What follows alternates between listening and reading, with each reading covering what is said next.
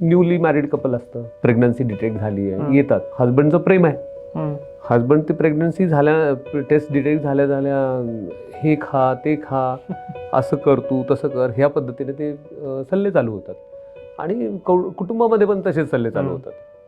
पण त्या लेडीची जी सध्याची शरीराची परिस्थिती, मनाची परिस्थिती आणि ओव्हरऑल मेल्यू जो आहे हार्मोन, तो वेगळा चाललेला असतो, तो प्रचंड वेगळा असतो. ती प्रेग्नन्सीची आनंदाची भूमिका तर आहेच, आनंदाचा क्षण पण आहे, जबाबदारीचं ओझं आहे.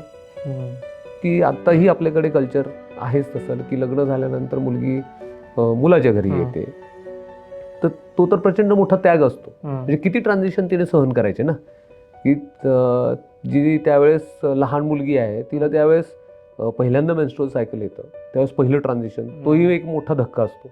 त्याच्याबद्दलही खूप मोठं अजून आपल्याकडे जनजागरण होणं गरजेचं आहे. त्यानंतर तिचं शिक्षण झाल्यानंतर जी म्हणजे ती मुलगी कुठेतरी काहीतरी तिचं करू पाहते, तोपर्यंत लग्नाची वेळ येते.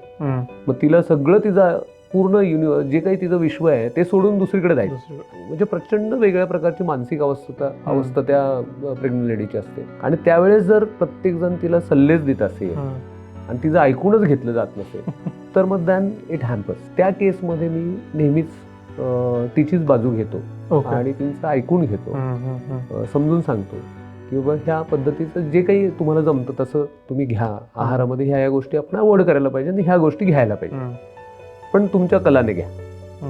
मग तिथे काय होतं, आता मी एम्पॅथेटिक राहील आणि being a good human being ती गोष्ट हवीहवीशीच वाटते. प्रत्येकाला वाटतं मला ऐकून घ्यावं, आणि ऐकून घ्यावं म्हणजे शब्द तर ऐकून घ्यावेत, पण माझ्या मनातलं पण ऐकून घ्यावं. तर हे जमणं फार गरजेचं आहे.